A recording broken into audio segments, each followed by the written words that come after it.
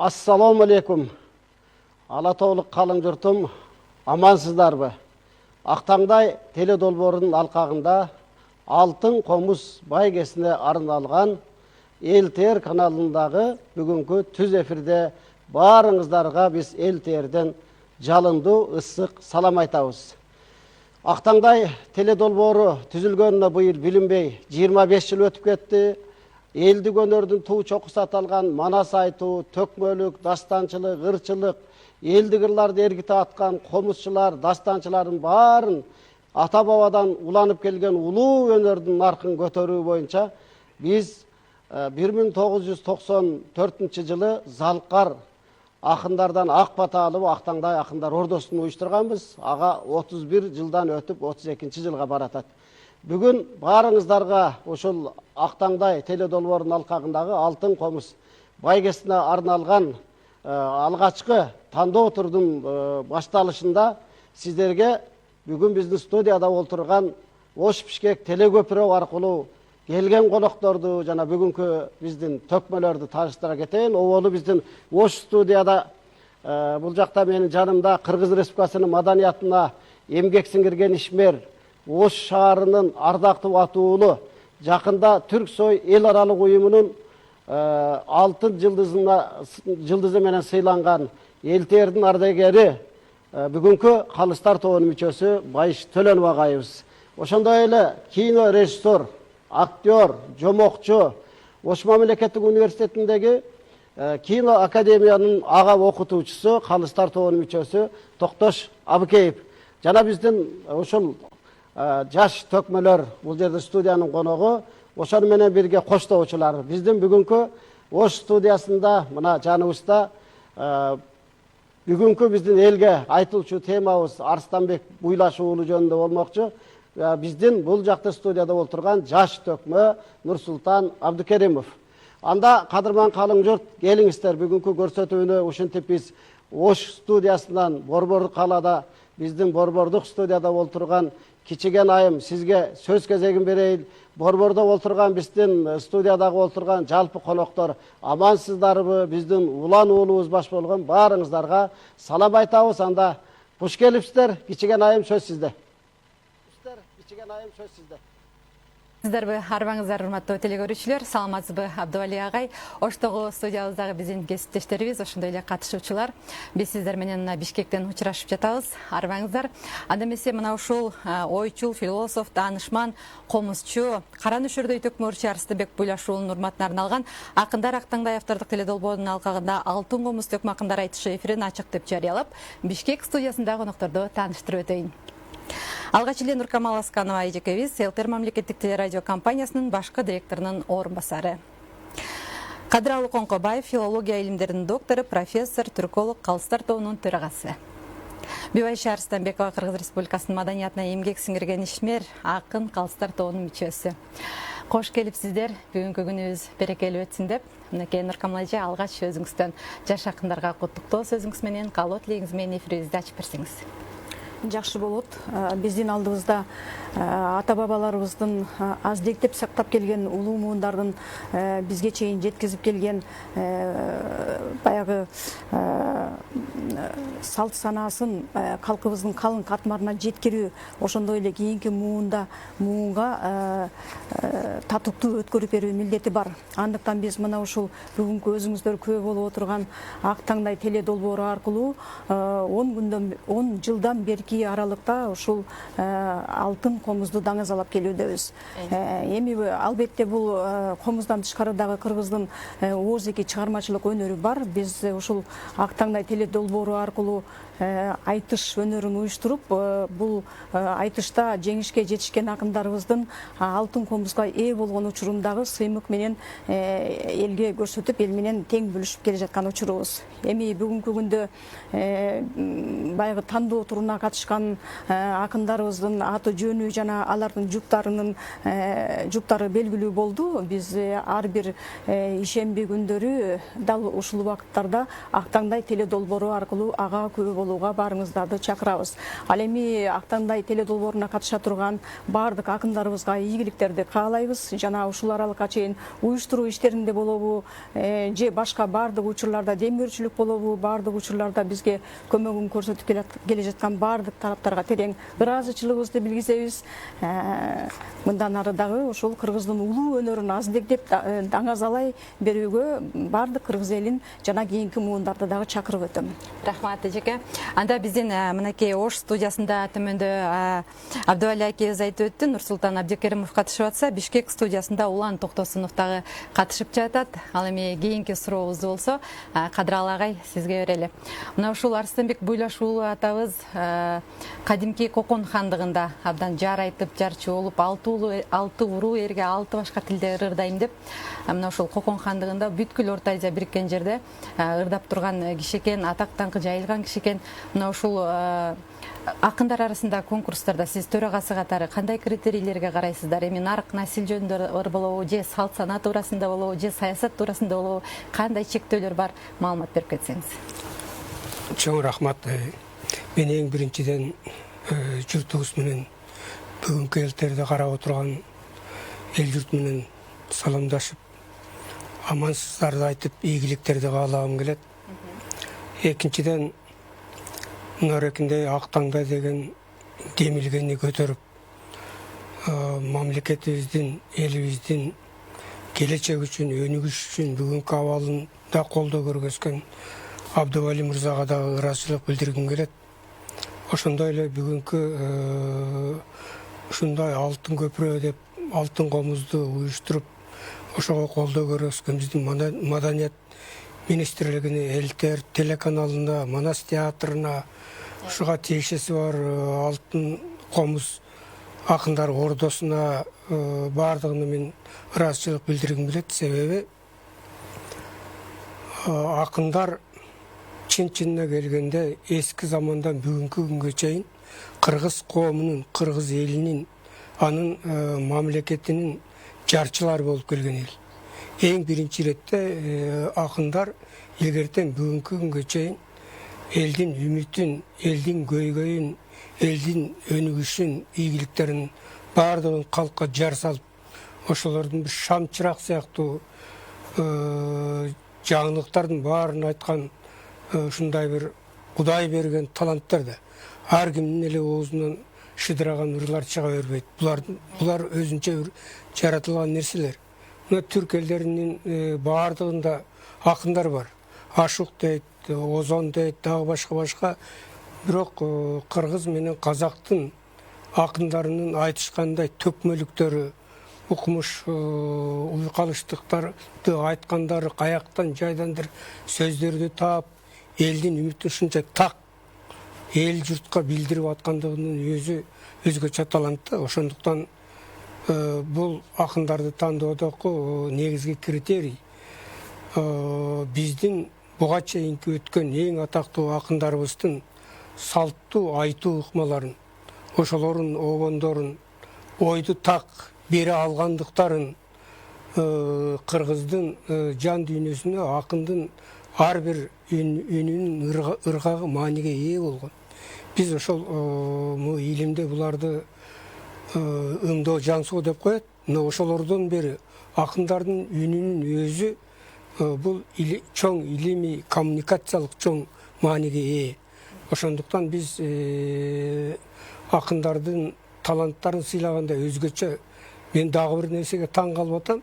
Ушул алтын комуз акындар таймашына айтышына 44 акындын Кыргызстандан чыгып аткандыгын өзү бир укмуш нерсе да. Башка элден деген, мисалы үчүн СССР учурунда биз жашадык. 4 акындан кийин бүттү. Манасчылар саякпай кетти. Манас айтылбайт бүттү делик. Азыр мына Кыргыз мамлекетинин, эгемен Кыргыз мамлекетинин 35 жылдыгында 44 акын бир телеканал аркылуу бүт жамы журтка байыртан келе жаткан өнөрүбүздү көргөзүп аткандыгы бул улуттун кеми. Улуттун жанакы жаңы президент чыгарган Уңгу жол деген жарлыгындагы кыргыз эли менен кошо жашап келе жаткан, каны менен келе жаткан акыл насааты менен жан дүйнөсү философиясы менен жасап келе жаткан укмуш көрүнүштөр да. Ошондуктан биз калыстар тобу ойлоймун жан дилдери менен чын жүрөктөрү менен өздөрүнүн калыс бааларын берет го деген үмүттөмүн. Демек салт санат туурасында көбүрөөк айтышканга туура келет, агай. Бибайша эже мына эми бул киши Арыстанбек Буйлаш уулу атабыз кадимки Алымбек Датхандын жанында жүргөн экен. Бул кишинин тарыхына кайрылсак, мынакей биздин Тазабек Саманчин деген биринчи кандидат, филология илимдеринин кандидаты, биринчи баягы ушул киши изилдөө жасап Арыстанбек Буйлаш уулу туурасында китеп жазып чыгарган экен. Мына ошондо айтылып атат, бул кишинин атасы экинчи аялдан төрөлгөндүктөн Арыстанбек агабыз көп теңине албай, балдар арасында кошпой, баягы күнү катындын гүлү жок дегендей, баягы токолдун баласы экен да бул киши. Анан кичинекей чагынан абдан жабыркап, көп жапа чегип, ошого карабай эң мыктылыгы менен, ушул ырчылыгы менен, акындыгы менен, сөзмөрлүгү менен атасын кийин ушул Алымбек Датхандын сурагынан биздин тил менен айтканда түрмөдөн бошотуп алган экен да. Мен муну бекеринен айткан жокмун. Жакында эле мына ушул Алымбек менен Курманжан Датхандын баягы либреттосын сиз жаздыңыз. Бизден Абдулас Малдыбаев атындагы операда окумуштай бир аншлаг менен өттү бул.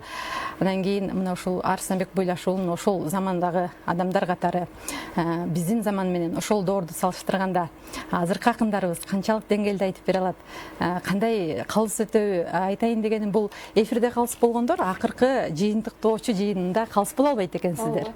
Кимдер калыс болот билбейсиздер. Билбейбиз, белгисиз. Эмесе ушул туурасында айтсаңыз энди.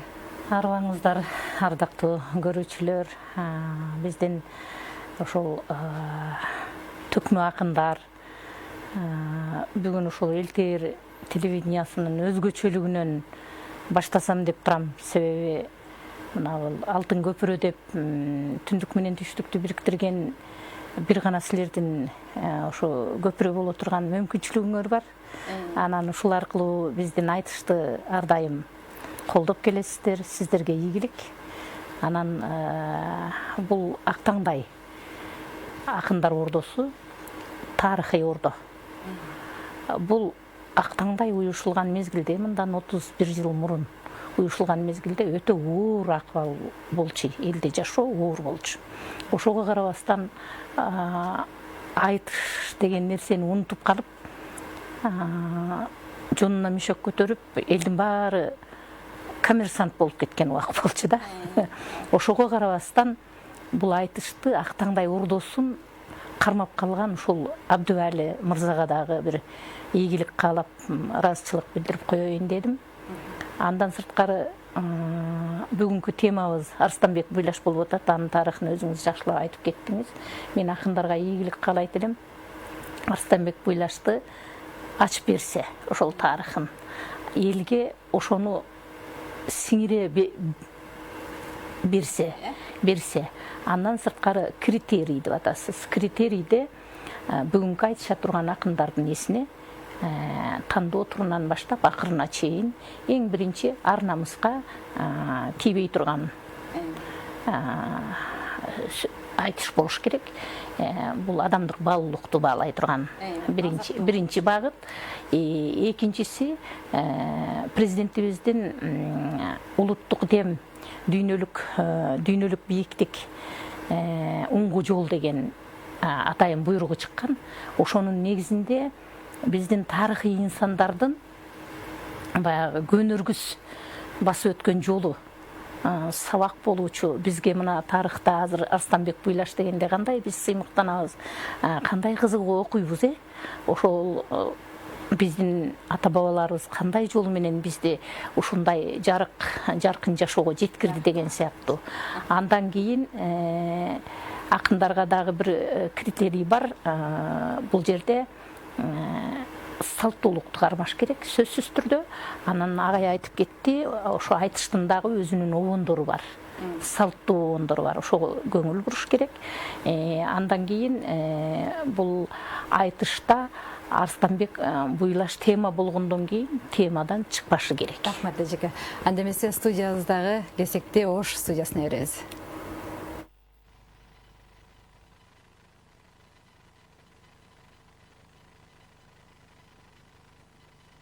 Бар болуңуздар, абдан жакшы мыкты ой каалоолор тилектериңиздерге баарыбыз кошулабыз. Чындап эле бүгүн ушул Актаңдай теле долбоорунун алкагында өтүп жаткан Алтын комуз байгесине арналган тандоо туру мына башталды. Мен дагы бир экөөз кошумчалай кетейин. Бул Алтын комуз байгесин өткөрүүдө мындан 10 жыл илгери биз ушул эл-тээрде Ош Бишкек теле көпүрө аркылуу алгачкы жолу бул Борбордук Азияда Алтын комуз байгесин жана Алтын комуз кубокту биз азыр момундай чечтик. Быйыл буйруса 10 жылда бир берилчү биздин дагы сыйлыгыбыз бар. Аны дагы беребиз. Аны биз кубокту ушул сорун деп чечтик. Ал эми жалпы байге фондунда мен кошумчалай кетейин. Жалпы байге фонду ошол Кыргыз Республикасынын Маданият, маалымат, жаштар саясаты министрлигинен атайын 2 миллион байге фонду коюлган. 2 миллиондон сырткары ушул 10 жылдан бери бизге Алтын комузду акындарга арнап Алтын комузду берип келе жаткан жеке биздин ушул меценат Кыргыздын чыгаан мыкты инсаны эл-тээр менен такай иштешип келген Айбашев Ниязбек агабызга терең ыраазычылык билдиришибиз керек. Себеби Байшаба өзүңүздөр жакшы билесиздер, азыр Кыргыз жергесинде байлар абдан эле көп. Бирок ошондой болсо дагы ошол чөнтөгүнөн акча чыгаргандары азыраак дегендей да. Ошол бардык тыйынды, бар чачкан дүйнөсүн акындарга чачуу бул Нияз аба үчүн чоң эрдик деп ойлойм да. Эми мен сөздү көпкө узатпайын дагы. Сөз кезеги мына биздин Калыстар тобунун мүчөсү, биздин эл-тээрдин ардагери, Кыргыз Республикасынын Маданият эмгек сиңирген ишмер Байшагайдан бир экөөбүз сөз угалык. Мына бул айтыш жөнүндө көп кылганда бүгүнкү алган тема жакшы болуп тур да. Анткени айтышында бир нугу болуш керек да. Баштаган жагы, анан орто жери, анан аягы эмнени айтыш керек, эмнени элге тартуулаш керек. Мына биз кеп кылып отурган Арсланбек Буйлаш уулу 1824-жылы туулуп, 70 жашка чыкпай эле 60-ка чыкпай 58 жашында өтүп кеткен экен 1878-жылы. Бул кишинин дагы бир Кыргызга кыйын таанылганы 16 жашында эле элге кеңири таанымал болуп, ошону менен бирге Андижанда, Наманганда, Фергана чөлкөмдөрүндө ырчылар менен ырдашып, комузчулар менен комуз чертишип, чоң беттештерге чыгып өзүнүн талантын элге тартуулап турган экен. Ал эми Совет дооруна чейин анча изилденбесе, 20-жылдан баштап, андан кийин 22-жылдан баштап Кыргызстан келген Халим деген жанагы татар окумуштусу келип, ушундай оозек чыгармаларды элге жеткирүүдө бул кишинин дагы салымы чоң болгон. Айрыкча бул Арсланбек Байлаш уулунун эмгеги Тар заман деген ырында укмуш берилет да. Кыргыздын өткөн турмушу, бүгүнкү турмушу, келечеги кандай ушул жөнүндө сонун ыры бар. Бул да албетте элибиздин эсинде деп ойлойм мен. Ошону менен бирге бул кишинин эң элге баягында даңазал алынганы 90-жылды эгемендүүлүк болгондон кийин бул киши этип элге угуп өтөр кеңири таанышты. Мына андан кийин бул кишинин 94-жылы Арыстанбек аттуу туңгуш ырлар жинагы чыгып китеби. Андан кийин бир жолу Кыргызстанга дүркүрөп кетти. Мына ошондой дүркүрөп элге жайылтууда биздин Актаңдай программасындагы салымы зор. Биз ойлойбуз, келген ушу беттешип аткан акындардагы ушул киши жөнүндө, бунун чыгармачылыгы жөнүндө деги ушул маселеде жана жободогудай кылып туруп элге кызыктуу айтыштарды тартуулайт деген ойдобуз. Бар болуңуз. Эми Токтош агай, сиз режиссер катары, режиссердун көз карашы менен акындардын ушул бүгүн тандоо турунун башталышында турабыз. Залкар кинорежиссер Болот Шамшиевдин шакиртисиз, ошол айтышта Алтын комуз өткөргөндө да аралашып жүрдүңүз. Бүгүн ham калыс катары эмнелерди кыска мындай кошумчалап кетесиз акындарга? Ушул Актаңдай биринчи баштагандан бери бир 30 жылдын тегереги болуп калыптыр. Ошонун ичиндеги өсүү мени аябай кубандырды. Мен баягында да бир айттым эле, бир эстебестер акыркы акын окшойт деп калдым эле. Азыр эми биздин залкарлар деле 30га чейин залкар болуп алышкан илгери. Биздин чоң залкарларыбыз. Ошого чейин төгүлүп элге чыгып, анан кийин азыр мына ошонун берки ырдаган биринчи тамтаңдап чыккан мындай жаңы келаткан балдардай болгон балдар азыр Кыргыз Республикасынын эл артисти, эмгек сиңирген артисттер болуп калды. Бул наамда эмес кеп. Алардын сапаты чоң бийиктикке чыкты. Азыркы мына Алтын комуздагы мына жаңы жоо менен чыгып аткандары мени аябай кубандырганы себеби чоң акындар чыгып калды. Эми ошон үчүн мына жаңы тема коюп туруп, жаңы ой менен чоң заткарларды даңгызалоо баштоо бул өтө чоң жаңылык. Демек биздин акындар 30 жылдын ичинде эмгегиңер өтө эле Кудайым эки колдоп бериптир, жеңишке жеттиңер. Эми мындан кийин жаңы неме менен башталып атат. Жаңы акындардын эмесинде жаңылык башталып атат да, бул жакшы нерсе. Тантаңдап эле бирдекени ырдай бербей, азыр сонун болду. Эң сонун мен кубанганым ушул. Бар болуңуздар. Анда эми башканы коюп Манасты айт дегендей, мына биздин эки акыныбыз эки жакта улан балабыз болсо Ысык көлдүн ак суусунан келип олтурат. Ал эми бул жакта Нурсултан балабыз Ош шаарында экөө бири-биrini баягы күлүк көргөндөй эки аягы тууурайт дегенде экөө бири-биrini ошо азыр күтүп турган чагы. Ага чейин биздин эми бүгүнкү темабыз Арстанбек Буйлаш уулу болгондуктан биз кыска Арстанбек Буйлаш уулу жөнүндө biz atayın video süjet ayırdığımız video süjetke kezek bir elde daraveli akındarız çüdevanan aytıştı başta persine. Anda nazar salalı. Ашығың көлді сусса да, оозуңдан чыккан сөзүңө зоо куланып учса да, эл менен сен адамсың, элден чыксаң жамансың. Кабарың күнгө жетсе да, жылдызга колуң жетсе да, жараткандын дүйнөсү бүт колуңа өтсө да, эл менен сен бийиксиң, элден чыксаң кийиксиң. Ушул заман тар заман, азуулууга бар заман, бечарага зар заман. Заманың келди жакындап, тайган иттей такымдап. Карагайдын таңында элик болду элибиз, каптаган тузду көтөргөн көлүк болду элибиз. Башка чапса былк этпес, өлүк болду элибиз. Бул саптарды айтылуу акын ойчу Арстанбек Буйлаш уулу мындан 2 кыл мурун жазып калтырган. Акындын өмүр жолуна токтолсок. Арстанбек Буйлаш уулу 1824-жылы Ысык көл өрөөнүндө жарык дүйнөгө келген. Арстанбектин атасы Бойлош бийдин 2 аялы болгон. Байбичесинен 5 токолунан 2 балалуу болот. Мына ушул төрө канаттуу Бойлоштун токол зайыбынан Арстанбек төрөлөт. Көптөгөн кыйынчылыктар менен чоңойгон Арстанбек келечекти көрө билген ойчул акын болот. Совет доору келип, Буйлаш уулунун чыгармалары орус бийлигине жакпай, жарыкка чыкпай келген. Анын чыгармаларын изилдеген изилдөөчүлөр куугунтукка алынган. Айтсак, Тазабек Саманчы дал ушул акындын чыгармасын изилдеп элемейиш жактагандан улам куугунтукка кабылган. Акын кыргыз элинин башынан өткөн бир нече зор окуяларды көрөт. Кокон хандыгынын кыргыз элине кылган бийлигин көрөт. Бугу менен Сары багыштын бир нече жыл бою созулган кан төгүлгөн чабыштарын көрүп, буга өзү да катышат. Кененсарынын кыргыздарга кылган чабуулу да Арстанбектин тушунда болот. Падышалык Россия кыргыздардын жерин чаап, каптап алып, кыргыз элине бийлигин жүргүзгөн заманында чеке белин көрүп калган. Мына ушул окуялардан улам акындын чыгармачылык эргүү күч алып, Тар заманды жазган. Арстанбек замандын ушундай түрүн көрүп, Тар заман деген поэмасын ырдаган. Бул поэмасында замандын түрүн өтө чебердик менен мүнөздөйт. Тар заман бир эле мезгилде, болжолдуу түрдө 1852-70 жылдары түзүлүп калыптанган. Арстанбек акын керес, акын өлсө не калар, айтылбаган сөз калар, ырдалбаган ыр калар, чертилбеген күү калар.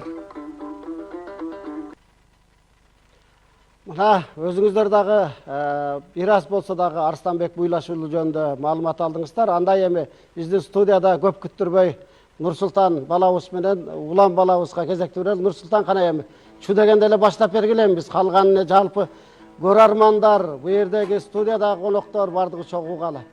Баллиде бир алаканча коелу кана болду акындарга сүрөт.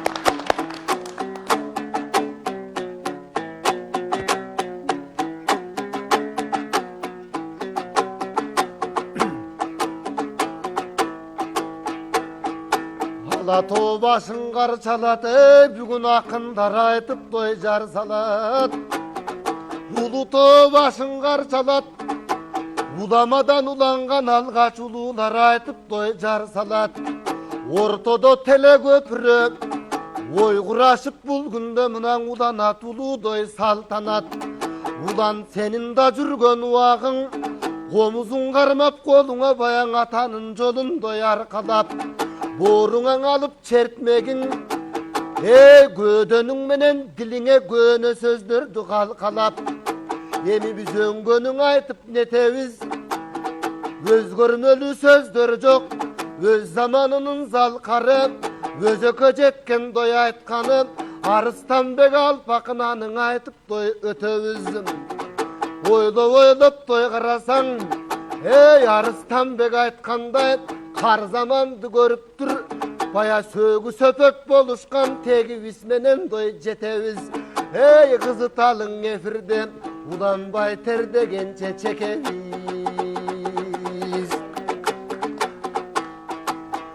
Senin de var komuzun, ulan menin de var komuzum. Ayta turgan oylar köp, bükön basa turgan doy jol uzun. Hazır tarcımadın efirden, sen de görüp baykadın, men de görüp baykadım. Sen de bilgeningdi tögөгөр, men de bilgenimdin aytamın.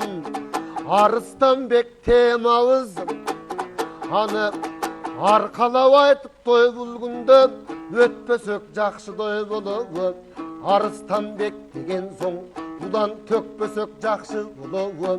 Эчен залкар бар, бирок кезегинде ойлосом атамдын кадыры болгон жогору. Мына ак комуз чертип мен алгач саламдаштым той оболо. Эми кезегиңди той берейин. Çertmegin turat kolunda çeçili vırdap beresin. Oy kasiyettin ısık göl, sen Alcerden gelgen balasın. Bugün akcağında ele doy tögösün. Sabırımı saktap durayın, saraltınday savaytıp, anan gezegin kayra veresin. Eyvallah.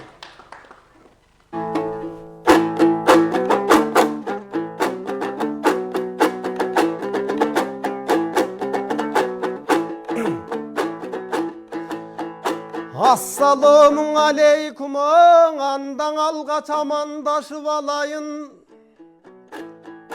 Aman bığır kız kalın jurtanda men amandaşayın efirden.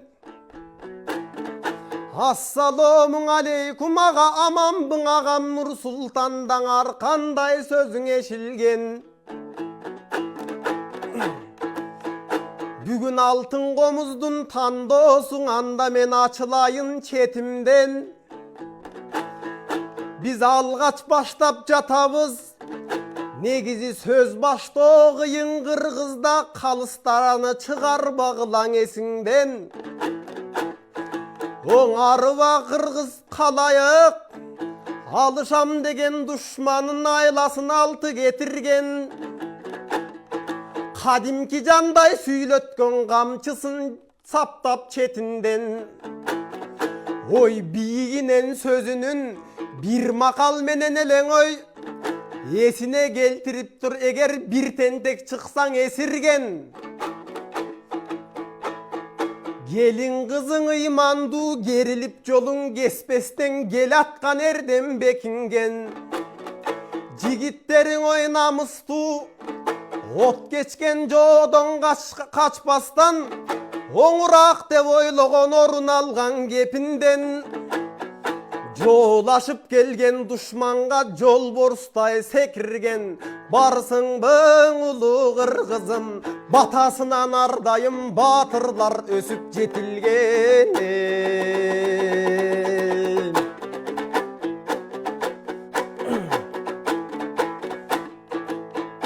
Algaçkı tizme boyunçaң o bayke, sen aytışmak eleң negizin Asılbek baykem menem bulayda. Ha men Aynara kız menem bayken aytışmak elem bir ayda. Arıstanbek'tin tukumu sen Asılbek'e tuş boldum dep ayabay tüştün eleң ubayga. Ha men aytışta birinci jolun aru kızga jup boldum dep attelem börktügün ayga. Anan tatınam dengsep gelgende tak sen çıkıp aldım anda tavalbay kaldım bir ayla. Erkek menen jup kılgıda eregişip turguday, attın emne jaz dekem Kudayga.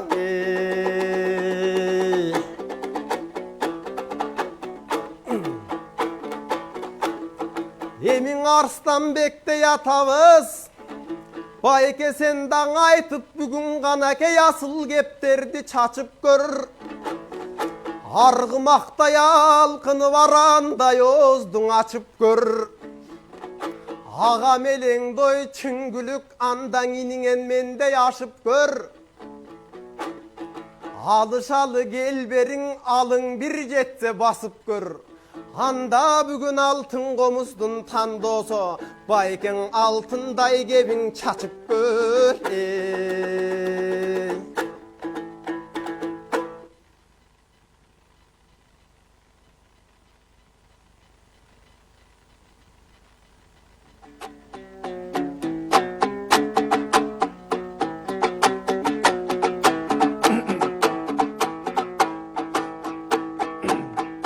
Geregedey gerilgene mına peylin udan doy genen go. Yeme tengir jalgap sen dağı. Tegiz kırgız içinden araytkan savın teren go. Juğun asıl begele deva ettin. Ey alacağın jakşı jorudum. Kudaydan asıl bekmenen aytışpay. Arıstanbek daytsın degen gön.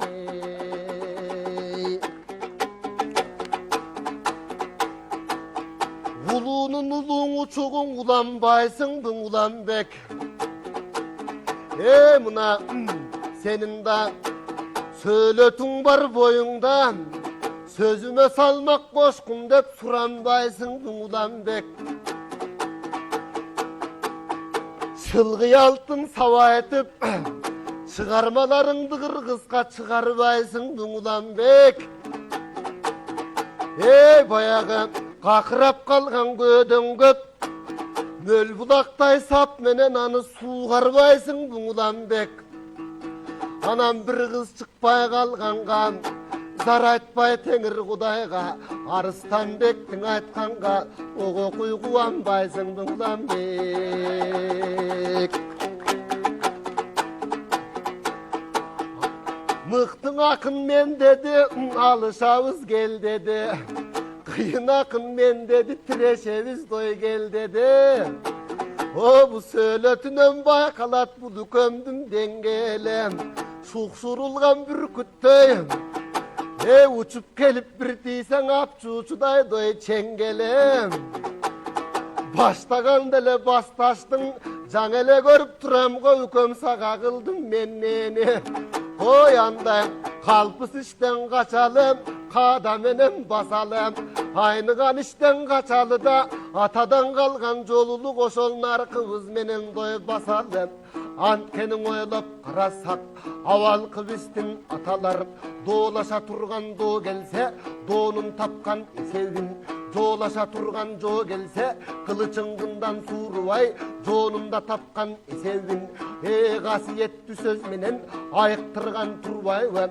Adamdardın doy geselin, oşolordun oylasam, bayagalı ularıstan bektir.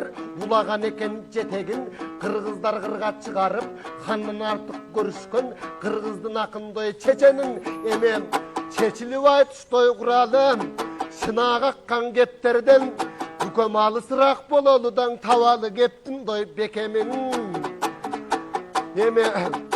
Kalbasın gömül doy armanda.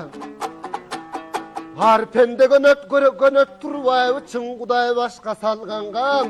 Bulkunu kalgan malıngan. Jolun tüşet jakında. Ükömden salıp koyan bargan dey.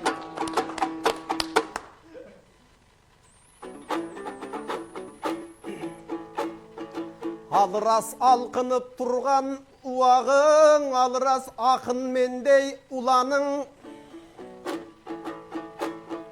Dem salamın dedin bir bayke, meyli demine tüşsün kulağım. Birok men aytışkanı geldelem,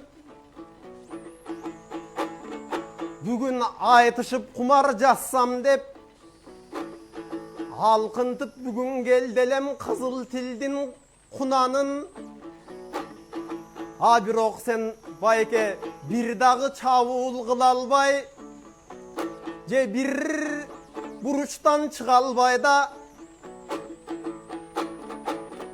ар жака кетип жатат той чыдамың.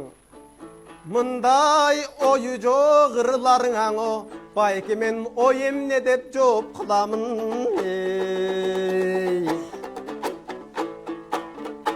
Эми салттууң ырда деп калдың, нарктууң ырда деп калдың. Менин да нарктуулук бар кебимде, нарктуулук бар тегимде. Анчалык байке сен дагың акшым карсымал элирбе. Анда мен даң Арстанбектин ырдайын, ал жагын камтып кебимде. Арстанбекте ятабыз, чын элең Арстанкен чыккан акындан. Айтышам деген акынга Арстандай азуу матырган. Жантышам деген акыңды жаргылчактай сапырган. Ал алмадай болгон башынан океандай ойду батырган. Андыктан акындар аз чыгыптыр, ата кемең ой катылган.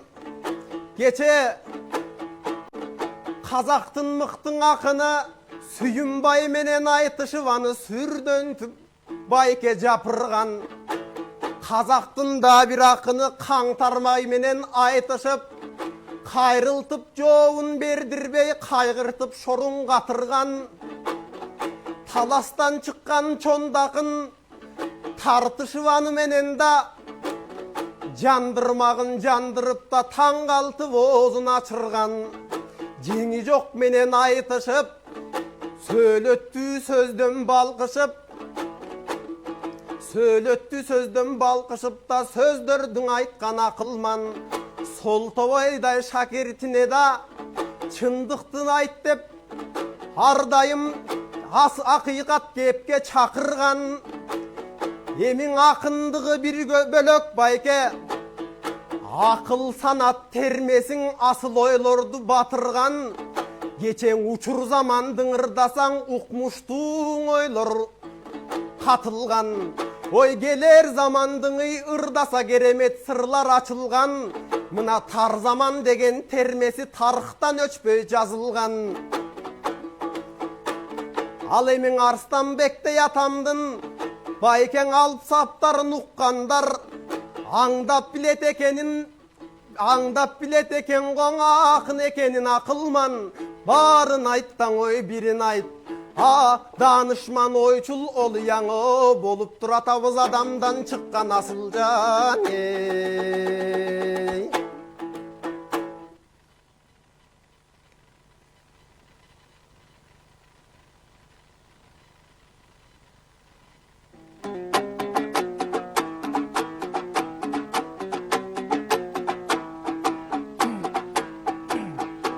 Çavulgan ötpöydey tükönö, senin geldi vele doy çelişkin.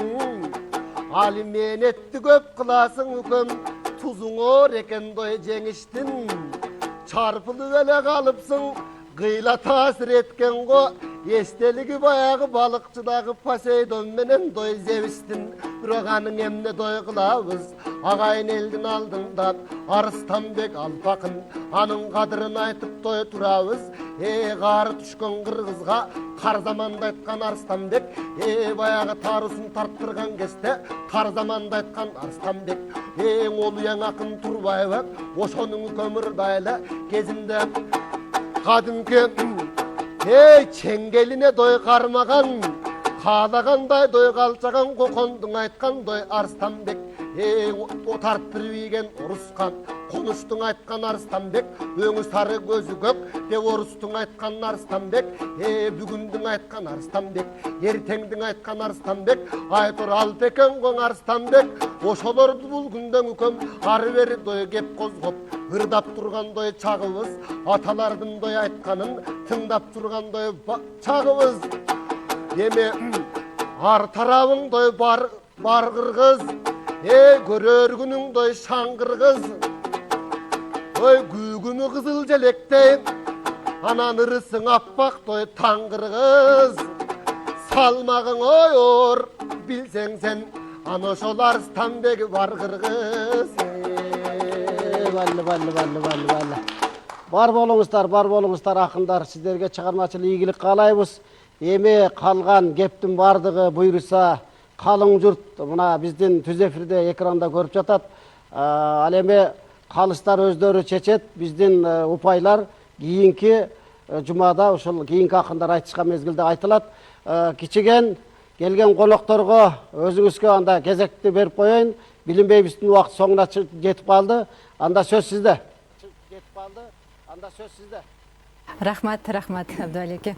Мына кымбаттуу биздин калыстар, ушундай Ленур Камал эже, биздин 2 жаш акыныбызды көрүп алдык. Алгачкы саламдашуусунан баштап, өзүңүздөрдүн баягы бааңыздарды бердиңиздер окшойт. Кандай болду я? Кимиңиздер айтасыздар? Кудай буйруса, Бүбаша баштасын. Кыздын 40 чачылык дейт. Рахмат. Бул эки акыныбыз абдан жакшы айтышты. Саламдашууга келгенде бир аз баягындай узагыраак болгондой мага сезилди. Ал эми Арстанбек атабыздын образын ачып берүүгө жаңы гана кийлигишип, жаңы кадам таштап атышат.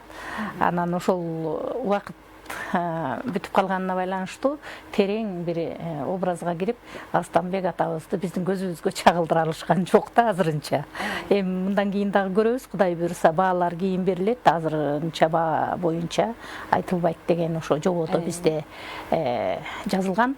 Ошо жобого жараша Кудайым буйруса кийин бааларды беребиз. Бирок ийгилик каалайбыз.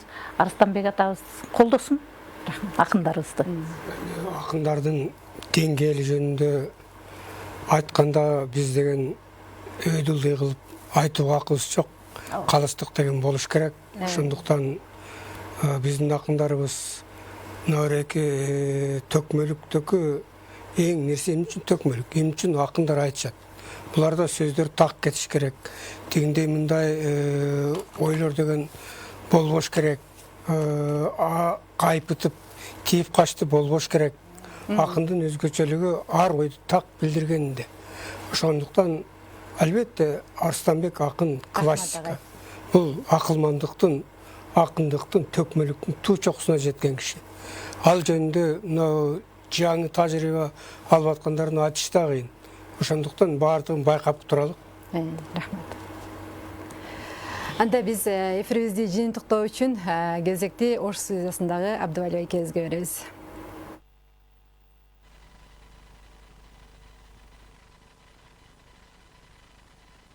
Бардыңыздарга биз жакшы ийгиликтерди каалайбыз.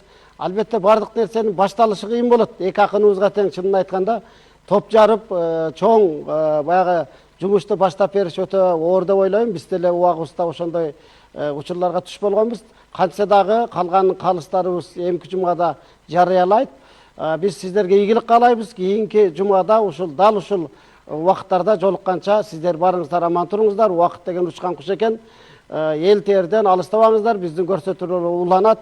Биз болсо сиздер менен коштошобуз.